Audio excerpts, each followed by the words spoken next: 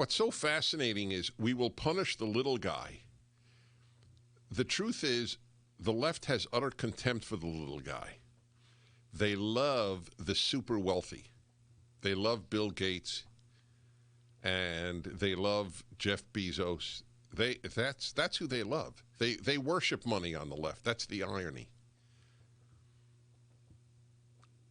They talk about the rich, but they bow down to the rich. They shine their shoes. The little guy runs a restaurant in Atlanta. Screw him. The little guy runs a restaurant in L.A. or anywhere else, almost in California. You're fodder. The little guy is to the Democrats what the worker was to the communists, to the Bolsheviks, the useful group. I wonder how many people in Atlanta who will be truly damaged economically because of the pullout of the All-Star game voted Democrat.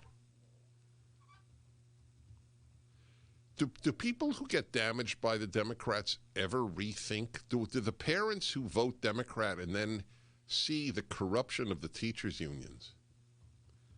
Not only, I mean, the callousness towards children, the cowardice with regard to illness. Like they'll die of COVID if they teach. I volunteered to go into a classroom without a mask last March. But people still vote Democrat. It's an act of collective masochism, of self-hate. So I read to you about, then he talked about Delaware Karl Rove. Unlike Iowa and Georgia, Delaware, from where Joe Biden hails, forbids no excuse mail-in absentee voting. Only voters who meet a specific criteria, it should be criterion, can vote by mail, such as government employees, students, those with work or religious prohibitions, an illness or a disability, or those vacationing or living outside the U.S. Some have critiqued Georgia for capping the number of additional drop boxes for absentee ballots beyond the one required for each county at 1 per 100,000 active voters, or 1 for every early voting site, whichever is fewer. But Delaware has about half as many drop box locations per capita. Only 4 across the entire state. Anyway, doesn't matter, though. You can't pull out of Dover. Isn't that the capital of Delaware, Dover? So what's the effect of these differences among the 3 states? Well, 59% of Iowa's and 80% of Georgia's voters last fall were cast early by mail or in person. In Delaware, 29% were.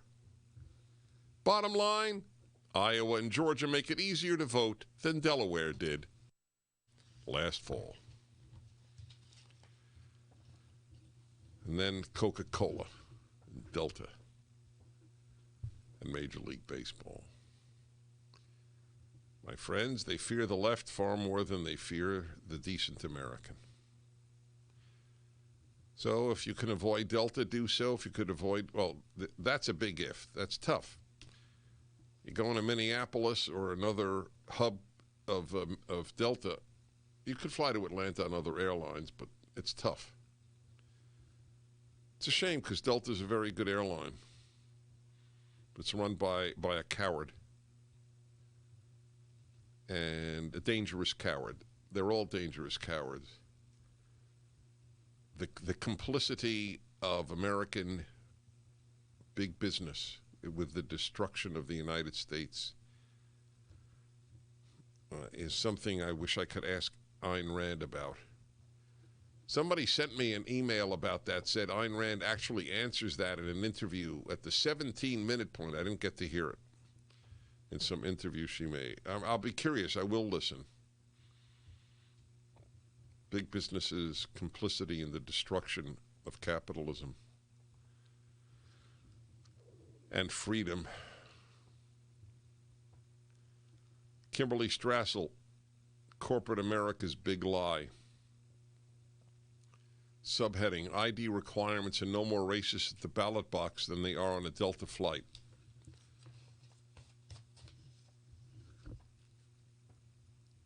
I think the next time you fly Delta, you should say that you're not showing an ID because it's racist. Especially a black conservative. I think you should really do that. That would be very effective. Your CEO announced that IDs are racist. I'm black, or I'm a person of color, as it is now stated. And I feel that an ID getting onto a Delta flight is racist. Correct? That would be awesome. Corporate chieftains last year criticized Donald Trump for denying his re-election defeat, so it's quite a spectacle to see them actively spreading the left's own big lie about elections. According to Delta CEO Ed Bastian, there's only one reason Georgia passed a voting reform: to suppress the votes of black Americans and other minorities.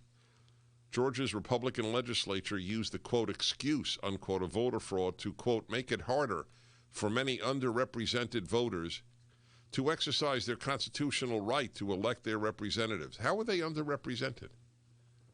Are blacks underrepresented in elections? Mr. Bastian has plenty of company in the C-suites. Some 72 black executives, including the CEO of Merck and the former CEO of American Express, signed an open letter calling on corporate colleagues to fight, quote, undemocratic and un-American GOP efforts across the states to, quote, assault the fundamental tenets of our democracy. Well, how sad. The ease with which people on the left lie. 72 black executives just lied. Pure lie. This is not, well, difference of opinion. Coca-Cola, Microsoft, and Apple chimed in, and dozens more are readying outraged press releases. It's tough, my friends. It's a battle for the survival of truth, not just of America. Truth and liberty are beautiful things. The left is destroying both. You have to fight them. You owe it to your children.